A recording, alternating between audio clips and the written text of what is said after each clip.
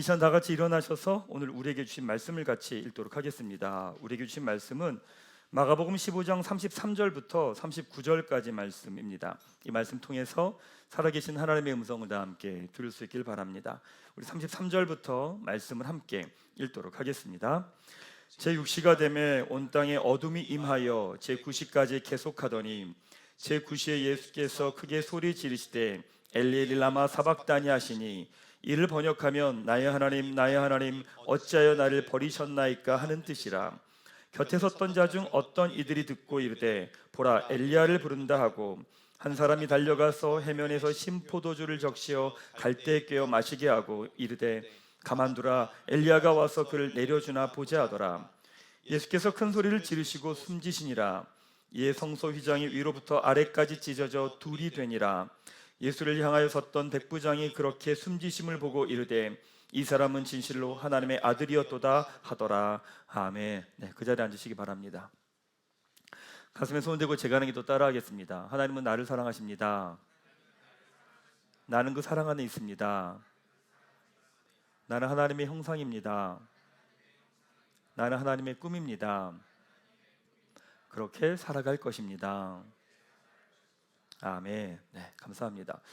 누군가 저에겐 많고 많은 교회 중에 왜 꿈꾸는 교회를 가야 됩니까? 라고 물으면 제가 드리는 답은 이겁니다. 복음에 대해서 가장 잘 설명해 줄 수 있기 때문입니다 라고 제가 이렇게 답을 합니다.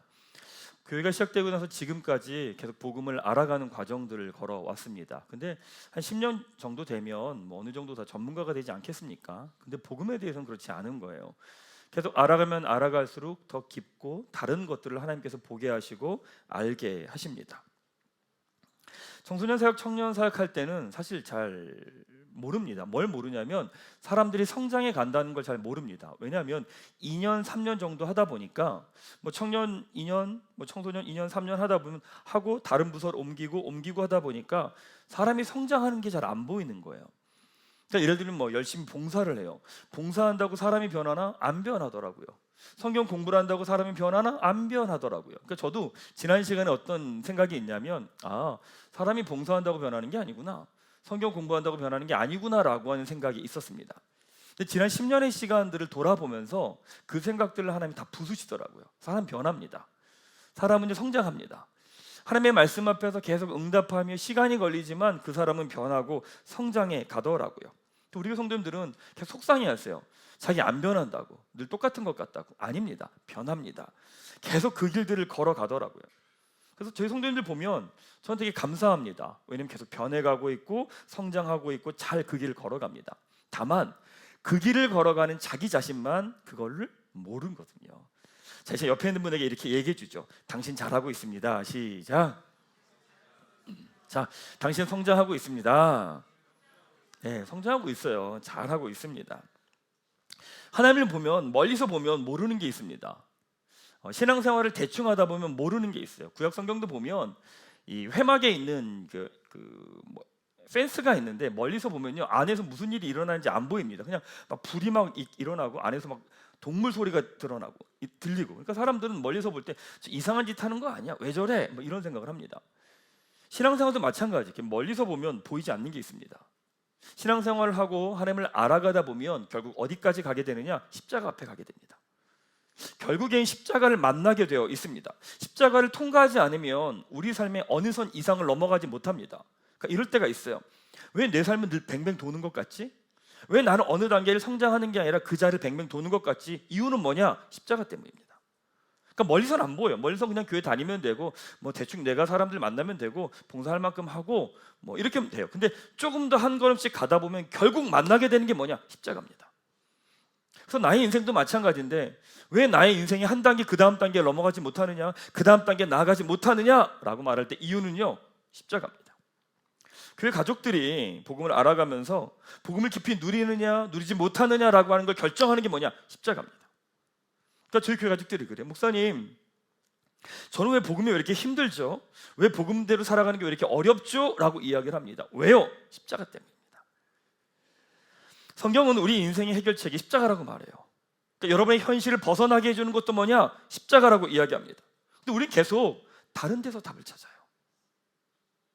십자가 앞에 나아가는 것이 아니라 사람에게 달려가요. 그리고 나에게 도움을 줄 수 있는 어떤 대상에게 달려가요. 십자가 앞에 서는 것이 아니라 끊임없이 다른 방법들을 찾아가며 그 길을 찾아가겠다고 해요. 아니, 세상 사람들이 그러는 건 당연합니다. 왜? 세상 사람들은 길을 모르니까. 그렇게 자기 방법대로 찾아가자고 난리를 쳐요. 근데 신앙을 가진 사람들까지도 자신의 문제를요, 십자가 앞에 갖고 나아가지 않아요. 십자가 앞으로 나아가지 않는 거죠.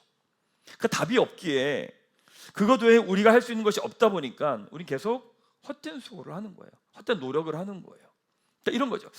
내가 노력을 했어. 뭔가 되는 것 같아. 시간이 지나봤더니 아무것도 안 돼 있는 거예요. 된 것 같아. 한 단계 넘어간 것 같아. 근데 봤더니 원래 그 자리인 거죠. 결국 우리의 인생은 하나님을 알아가면 알아갈수록 어느 자리까지 가게 되느냐? 십자가 앞으로 향하게 되어 있습니다. 사순절 기간 동안 십자가에 대한 말씀 여러분에게 전할 겁니다. 그리고 지난주에 성도님들께 부탁을 드렸죠. 뭐냐? 성령 하나님, 나의 눈과 귀와 마음을 여셔서 십자가의 의미를 깨닫게 해주십시오. 이 기도가 여러분들에게 시작되길 축원합니다. 사순절 기간 동안 십자가의 의미가 여러분의 머리에서 여러분의 가슴으로 또한 삶으로 고백되어지는 시간이 되기를 주님의 이름으로 축원합니다. 오늘부터 십자가의 의미를 선포할 겁니다. 근데 이 의미가 어떤 의미인지, 근데 그 의미가 동일하게 우리 삶에서도 어떤 의미인지 선포될 때 여러분의 삶이 십자가 앞에 응답하는 시간 되기를 축원합니다. 오늘 본문은 예수님께서 십자가에 못 박히시는 장면입니다. 십자가에 못 박히시면서 이렇게 외치시죠. 34절 말씀 같이 한번 읽도록 하겠습니다. 시작. 제9시에 예수께서 크게 소리 지르시되 엘리 엘리 라마 사박다니 하시니 이를 번역하면 나의 하나님 어찌하여 나를 버리셨나이까 하는 뜻이라. 성경 되게 놀라운 이야기를 하지 않습니까? 예수님 뭐라고 말씀하시냐면 하나님이 나를 버리셨대요. 하나님이 나를 외면하셨대요. 그러면서 울부짖으십니다. 하나님께서 예수님이 세례 받으실 때 마태복음 3장 17절에 이렇게 말씀하세요. 같이 말씀을 읽겠습니다. 시작. 하늘로부터 소리가 있어 말씀하시되 이는 내 사랑하는 아들이요 내 기뻐하는 자라 하시니라. 하나님 예수님 뭐라고 말씀하시느냐? 내가 너를 사랑한다. 내가 너를 기뻐한다. 내가 너를 사랑받는 아들이다 라고 말씀을 하시죠. 그런데 그 아들을 하나님이 버리십니다. 왜 하나님은 예수님을 버리셨을까? 아니, 왜 하나님은 예수님을 버리셔야만 했을까요? 예수님께서 이 땅에 오셔서 자기가 이 땅에 온 이유가 무엇이냐를 마태복음 20장 28절에 이렇게 말씀하세요. 같이 읽겠습니다. 시작. 인자가 온 것은 섬김을 받으려 함이 아니라 도리어 섬기려 하고 자기 목숨을 많은 사람의 대속물로 주려 함이니라. 예수님이 자기가 이 땅에 온 이유가 뭐냐면 많은 사람의 대속물로 주기 위해서 오셨대요. 이게 대속물이라는 말이 조금 어렵잖아요. 지금 쓰는 말이 아니니까. 무슨 말이냐면 대신 값을 치르기 위해서 오셨다는 거예요. 예수님께서 이 땅에 오신 이유가 뭐냐? 대신 값을 치르기 위해서 오셨대요. 어떤 값이냐? 죄에 대한 값을. 그러니까 죄에 대한 값이 뭐냐? 죽음이잖아요. 그 죽음의 값을 치르기 위해서 예수님이 오셨다는 거죠. 자, 결론적으로 하나님이 예수님을 버리신 이유가 무엇이냐면 죄의 대가인 죽음을 예수님이 치르게 하시기 위함이었던 거죠. 죄의 대가인 죽음을 예수님이 치르셔야 되기 때문에 하나님은 예수님을 버리셨던 겁니다. 여러분, 죄의 대가를 치른다라는 건 사실 되게 익숙합니다. 우리는. 왜냐하면 어떤 기준을 어기면 그거에 대한 대가를 치르는 거는 너무 당연하잖아요. 기준을 어기면 대가를 치러야 됩니다. 사소하게 교통법규를 어기면 과태료를 내야 되잖아요.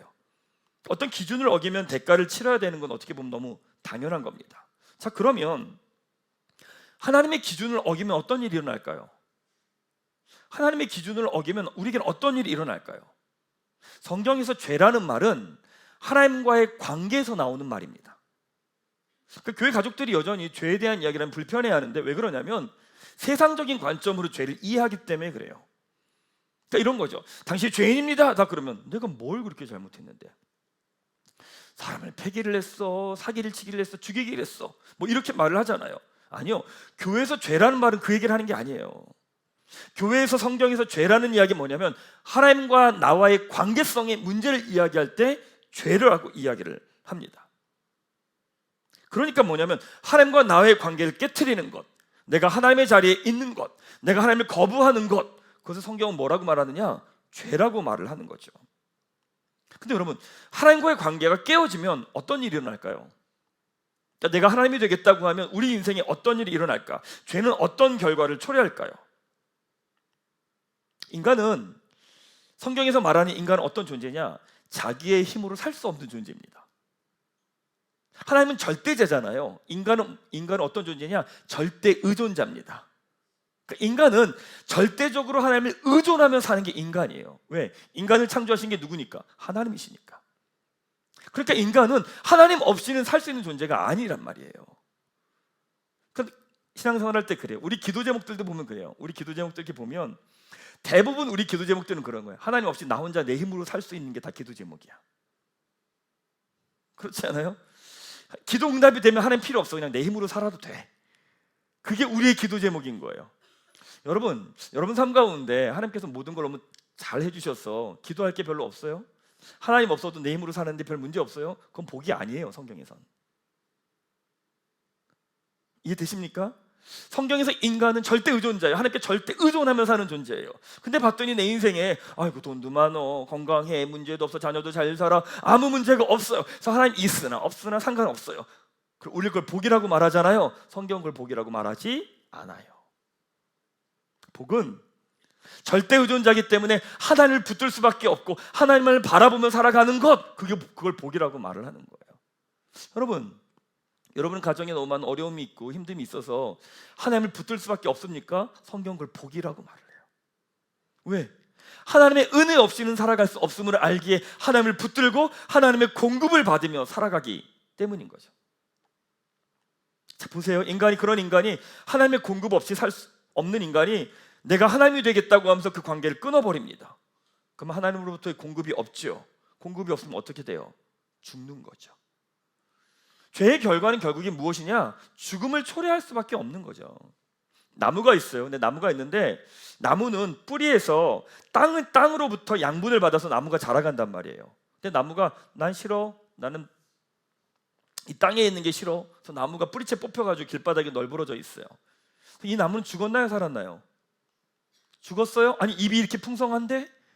이렇게 열매가 좋은데? 나무가 죽었어요? 정확한 표현은 죽어가고 있는 거죠. 왜? 결국에는 영양분을 받을 수 없잖아요. 영양분을 공급받을 수 없는 거예요. 그럼 결국엔 죽은 거죠. 성경은 되게 재밌어요. 뭐가 재밌냐면 세상을 바라보면서 되게 잘 살고 있고 문제 없어 보이는 사람들을 향해 성경은 뭐라고 말하냐? 이렇게 말해요. 죽었다고 말해요. 우리는 그걸 바라보면서 부럽다고 말하지만 성경의 평가는 뭐냐면 죽었다는 거예요. 왜? 공급이 없잖아요. 하나님의 공급이 없잖아요. 아무리 화려해 보이고 아무리 멋있어 보여도 저 인생은 죽었다라고 말하는 게 성경의 결론입니다. 그러니까 성경은 인간의 모든 문제의 원인을 죄라고 말합니다. 여러분 안에 있는 자존감이 떨어지든 열등감이든 분노든 두려움이든 이 모든 것의 원인은 뭐냐면 하나님과의 관계가 깨어졌기 때문이다 라고 말해요. 그러니까 여러분, 이 문제를 여러분이 풀 수 있습니까? 이 죄의 문제를 인간이 해결할 수 있을까요? 해결 못합니다. 죄의 대가는 뭐예요? 죽음이잖아요. 그럼 이 죽음의 문제에 대해서 이 죽음의 문제를 해결할 사람이 없는 거예요. 제가 만약에 예를 들면 이런 거예요. 경집사님한테 경집사님, 제가 경집사님의 죄를 대신해서 죽겠습니다 라고 말하면 경집사님 속으로 뭐라고 말하면 이렇게 말해요. 당신이나 잘하세요. 당연히 그렇게 말하겠죠. 저는 그냥 저의 죄로 죽는 거예요. 그러니까 이 땅에 있는 인간은 누군가의 죄를 대신해서 죽을 수가 없어요. 그러니까 인간이 죄의 문제를 해결할 수 없다는 거거든요. 자, 그러면 하나님께서는 창조하신 세상이 인간의 죄로 인해 깨어졌죠. 인간은 죄의 문제를 해결할 수 없습니다. 이 문제를 해결하기 위해서 하나님이 어떻게 하셨느냐? 요한복음 3장 16절입니다. 같이 한번 읽겠습니다. 시작. 하나님이 세상을 이처럼 사랑하사 독생자를 주셨으니 이는 그를 믿는 자마다 멸망하지 않고 영생을 얻게 하려 하심이라. 죄의 문제를 해결하기 위해서 하나님의 아들을 이 땅에 보내셨어요. 그럼 그 예수님께서 뭘 하셨느냐? 갈라디아서 1장 4절입니다. 같이 읽겠습니다. 시작. 그리스도께서 하나님 곧 우리 아버지의 뜻을 따라 이 악한 세대에서 우리를 건지시려고 우리 죄를 대속하기 위하여 자기 몸을 주셨으니 우리 죄의 대가인 죽음을 대신 치르기 위해서 예수님은 자기 몸을 주셨다라고 말합니다. 맞습니다. 십자가는 우리 죄의 대가인 죽음을 하나님이 예수님을 통해서 직접 치르신 사건입니다. 왜 대가를 치르죠? 하나님과 인간의 관계가 죄로 인해 단절되었기 때문에 하나님을 누리게 하시기 위해서 이 죄의 대가를 치르신 거예요. 이것이 무엇이냐? 하나님의 공의예요. 오늘 나누는 십자가의 첫 번째 본질은 하나님이 치르신 대가입니다. 하나님께서 예수님을 버리신 이유가 무엇이냐? 우리 죄에 대한 대가를 치르게 하심이라는 거죠. 그럼 왜 하나님은 우리 죄에 대한 대가를 치르게 하셨을까? 하나님을 누리게 하시기 위함이에요. 십자가의 본질은, 첫 번째 본질은 무엇이냐면 우리가 하나님을 누리게 하시기 위해서 이 죄의 문제를 직접 자신이 대가를 치르신 거예요. 예수님의 십자가는, 하나님이 치르신 그 십자가의 대가는 우리가 하나님을 누리며 살아가기 원하시기 때문이었다는 거죠. 사랑하는 여러분, 하나님께서 우리가 하나님을 누리며 살아가기 원하시기에 십자가에서 예수님을 통해 죽음의 대가를 치르셨습니다. 이 복음의 소식이 여러분 가운데 믿어지고 받아들여지게 되기를 축원합니다. 자, 하나님의 십자가는 무엇이냐? 우리가 하나님을 누리게 하시기 위함이래요. 그렇다면 우리 삶에서의 그 십자가는 어떤 의미가 될까요? 하나님께서 십자가의 대가를 치르시는 이유는 우리가 하나님을 누리게 하시기 위함이었어요. 우리 삶에서 십자가는 어떤 의미가 될까요? 바로 대가를 치르는 삶입니다. 왜 대가를 치를까? 하나님을 누리기 위해서입니다. 아담과 하와가 죄를 범한 후에 본 모습이 뭐냐? 서로를 향해 비난을 하고 정죄를 하고 비판을 합니다. 이것이 하나님 떠난 인간의 모습이죠. 만약에 아담이 이렇게 말하는 거예요. 하나님께, 하나님 잘못했습니다. 하와가 잘못이 아닙니다. 제 잘못입니다. 이렇게 말하면 상황이 달라졌을 거예요. 만약에 하와가 하나님 잘못했습니다. 아담 잘못 없습니다. 제 잘못입니다. 이렇게 말하면 하나님의 반응이 다르셨을 수도 있습니다. 하지만 아담과 하와는 자신의 죄에 대한 대가를 치르지 않죠. 심지어 상대의 죄에 대한 대가도 치르려고 하지 않습니다. 인간이 문제가 생기면 세 가지 반응을 보인다고 말합니다. 첫 번째, 상대를 비난한다. 두 번째, 자기를 비난한다. 세 번째, 회피한다. 이게 인간에게 나타나는 모습입니다. 성경적으로 말하면 이건 무엇이냐면 인간에게 나타나는 죄된 습관입니다. 뭐예요? 대가를 치르지 않아요. 자기가 한 것에 대한 대가를 치르지 않아요. 과속하다가, 저는 종종 과속을 하니까 과속하다가 단속 카메라에 찍히면 과태료가 온단 말이에요. 그럼 그거 보고 난 다음에 반성을 해야 될 거예요? 아니에요. 조심해야 되는구나, 운전을 조심해야 되는구나, 천천히 가야 되는구나, 이렇게 해야 되는 게 보통 사람이잖아요. 보통 그걸 보는 순간 무슨 생각하는지 아세요? 재수없네, 잘못 걸렸네, 이렇게 생각해요. 아니, 자기가 잘못한 거에 대한 대가인데 그걸 보고 뭐라고 말하냐면 재수가 없다고 말을 해요. 또 저만 그러는 분위기죠. 지금 인간이 그런 거예요. 그걸 대가를 치르려고 하지 않아요. 하나님을 모르며 살아갈 땐 죄에 대한 대가를 치르려고 하지 않습니다. 잘못에 대한 대가를 치르는 거 싫어합니다. 왜? 나를 지키고 보호해야 되니까. 그러니까 내가 잘못을 해도요, 끊임없이 나를 보호하고 변명하고 비난을 하고 합니다. 근데 복음을 누리는 사람들은 그 사람들 역시도 죄를 짓고 무너집니다. 근데 피하고 외면하는 것이 아니라 자기가 잘못한 것에 대한 대가를 치르려고 합니다. 왜냐하면 이 대가를 치른다고 해서 내 인생이 끝나지 않거든요. 왜? 하나님의 공급하심이 있기 때문에 그런 거예요. 왜 우리는 우리의 실수와 우리의 잘못에 대한 대가를 치르지 않으려고 할까? 왜 피하려고 할까? 하나님과 단절된 상태에서 내 힘으로 살아야 되니까 내 거를 내어놓는 희생과 대가를 치르는 건 원하지 않는 거죠. 근데 복음 앞에 누리는 사람들은 무엇이냐? 내가 잘못하고 내가 실수한 것에 대한 대가를 치릅니다. 왜? 그럼에도 불구하고 나를 향한 하나님의 사랑이, 공급이 끊어지지 않는 걸 알기 때문이죠. 예수님이 이런 얘기 하시는 거예요. 누가복음 9장 23절 말씀 같이 한번 읽겠습니다. 시작. 또 무리에게 이르시되 아무든지 나를 따라오려거든 자기를 부인하고 날마다 제 십자가를 지고 나를 따를 것이니라. 교육 공동체 이제 아이들 좀 만나서 보면 그 아이들이요, 공부할 때 공부를 집중을 못하는 일들이 되게 많이 생깁니다. 그럼 공부를 집중하지 못하는 이유가 뭘 거라고 생각하십니까? 깊이 성경적으로 이야기하는 거는 죄라고 말합니다. 이해 안 되시죠? 아이가 공부가 안 돼요. 공부가 안 되는 이유가 뭐냐면 주변 상황, 환경 여러 가지 이야기를 하지만 근본적인 건 뭐냐면 그 아이 안에 있는 죄입니다. 뭐 이런 거겠죠. 학교의 규칙을 아이가 어긴 거예요. 규칙을 어기면 어떤 일이 일어나느냐? 선생님을 제대로 못 봅니다. 서로 얼굴을 대하지 못합니다. 공부를 집중하려고 하는데 집중이 안 됩니다. 공부하려고 하는데 놀 생각이 됩니다. 잠자려고 하는데 숙제 생각이 나요. 집중이 안 되는 현상이 나타나는 거죠.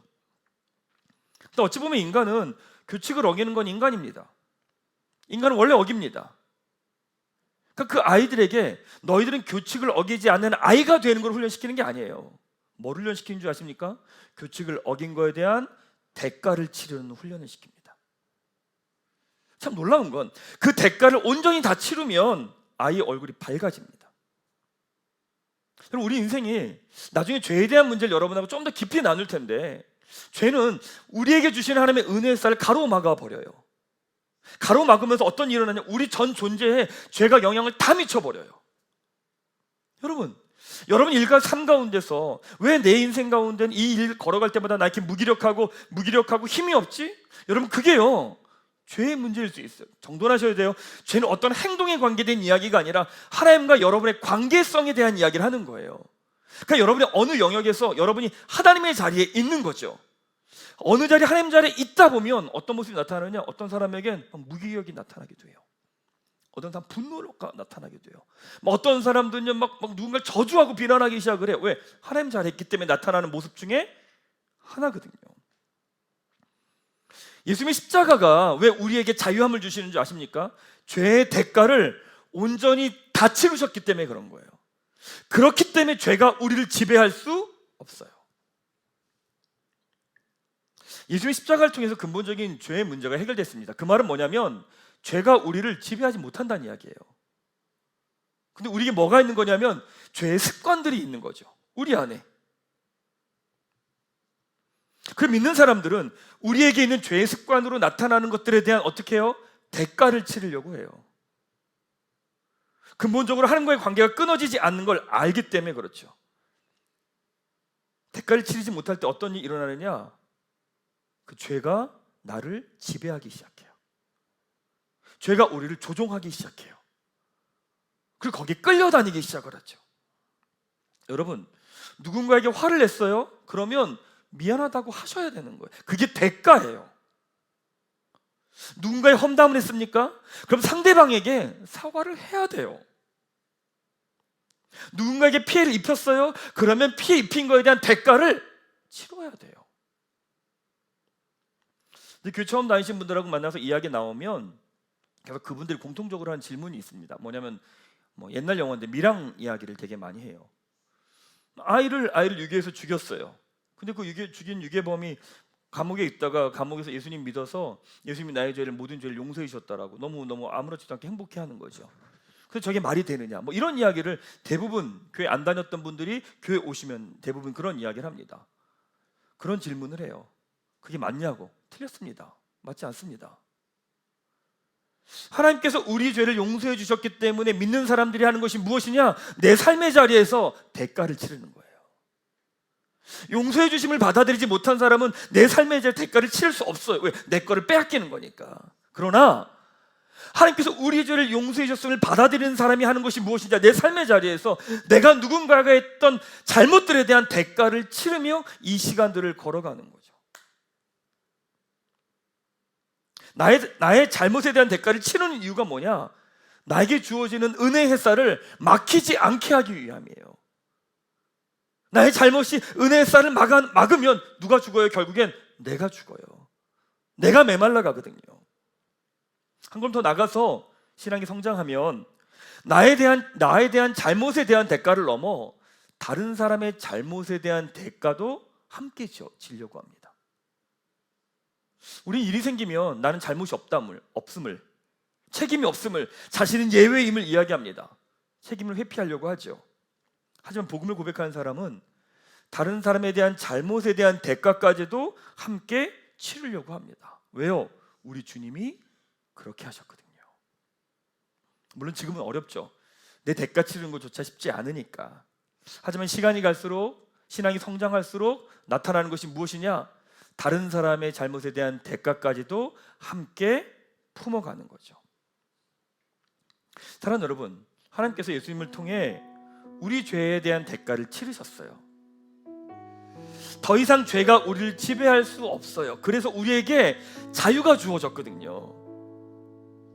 우리 삶에서 십자가는 나의 잘못에 대한 대가를 치르며 살아가는 거예요. 남편들이 아내에게 상처를 줬습니까? 미안하다고 사과를 하셔야 됩니다. 아내들이 남편에게 상처를 줬습니까? 사과를 하셔야 됩니다. 부모가 자녀에게 상처를 입혔습니까? 사과를 하셔야 되는 거예요.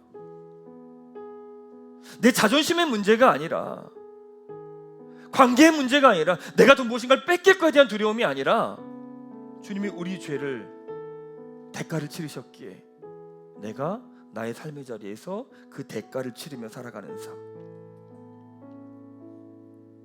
바로 그것이 십자가의 삶의 첫 번째 의미입니다.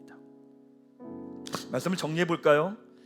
하나님은 하나님의 기준에 벗어난 우리 죄에 대한 대가를 예수님의 십자가를 통해 직접 치르셨습니다. 하나님이 치르신 그 대가로 인해서 우리가 하나님을 누리게 되었죠. 그래서 죄가 더 이상 우리를 지배할 수 없어요. 죄가 우리를 조종하고 컨트롤할 수 없죠. 그리고 우리 삶에 나타나는 십자가의 삶은 무엇이냐? 바로 대가를 치르며 사는 삶입니다. 예전에 봤던 책에서 이런 이야기를 하더라고요. 한 아이가 실수로 유리창을 깨트렸습니다. 그런데 야단 맞는 것이 무서워서 자기가 한 것이 아니라고 거짓말을 합니다. 그 아이는 친구들과 이야기하다가도 유리창이라는 말만 나와도 가슴이 뜨끔합니다. 그러니 대화하는 것이 재미가 없습니다. 또한 공부하다가 밖을 내다보는데 유리창이 보이면 또 자신이 했던 잘못이 생각이 납니다. 그러니 공부에 집중할 수가 없지요.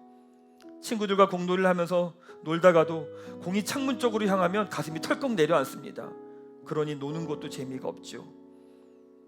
결국 유리창을 깨트리고 대가를 치르려고 하지 않는 것, 그것이 이 아이의 인생을 재미없게 만듭니다. 유리창이 깨트린 것에 대해 사과를 하고 보상해주는 대가를 치르면 되는데 그걸 하지 않기에 인생이 어두움으로 들어갑니다. 여러분, 마치 우리 인생도 이럴 때 있지 않나요? 잘 지내다가도 어느 한 부분이 딱 건드려지면 갑자기 침울해져요. 어느 부분이 딱 드러나면 갑자기 위축이 돼요. 왜요? 아직 대가를 치르지 않은 영역이 있는 거예요. 인간에겐 각자만의 다 비밀이 있거든요. 그 비밀은 무엇이냐면 대가를 치르지 않았다는 이야기예요. 그러니까 결국엔 내가 한 단계 넘어가려고 딱 가면 뒤에서 뭐가 잡아요. 이렇게 멈칫거리는 거예요. 관계도 하나가 되려고 막 가는데 뭐가 딱 붙잡아요. 그럼 또 멈칫거려요. 예수님의 십자가를 통해서 죄가 우리를 지배할 수 없게 되었는데 갑자기 그 죄가 나를 지배하기 시작해요. 거기에 조종당해요. 거기에 끌려다녀요. 너무 우리에게 그런 모습이 많이 있지 않습니까? 사랑하는 여러분, 하나님 우리에게 이렇게 말씀하십니다. 로마서 8장 38절 39절 말씀 같이 한번 읽겠습니다. 시작. 내가 확신하노니 사망이나 생명이나 천사들이나 권세자들이나 현재일이나 장래일이나 능력이나 높음이나 깊음이나 다른 어떤 피조물이라도 우리를 우리 주 그리스도 예수 안에 있는 하나님의 사랑에서 끊을 수 없으리라. 우리를 향한 하나님의 사랑은 끊어지지 않습니다. 그러기에 여러분의 삶의 자리에서 대가를 치르십시오. 그 죄가, 그 잘못이 여러분을 지배하지 못하게 하십시오. 그것이 여러분을 향한 하나님의 은혜 햇살을 가로막게 하지 마십시오. 바로 그것이 우리 삶에서 살아가는 십자가의 삶입니다. 이번 한 주간 여러분이 치러야 될 대가가 있으면 그 대가를 치르십시오. 그리고 여러분이 가로막고 있는 은혜 햇살을 향한 여러분의 손을 치우십시오. 그럴 때 은혜 햇살이 여러분의 삶에 빛을 비출 겁니다. 그리고 여러분의 영혼이 회복될 겁니다. 그리고 여러분에게 이해할 수 없는 자유함들이 여러분에게 풍성히 누려지게 될 겁니다. 이번 한 주간 우리 교회 가족들 삶 가운데 십자가를 경험하고 누리는 이번 한 주가 되시기를 주님의 이름으로 축원합니다.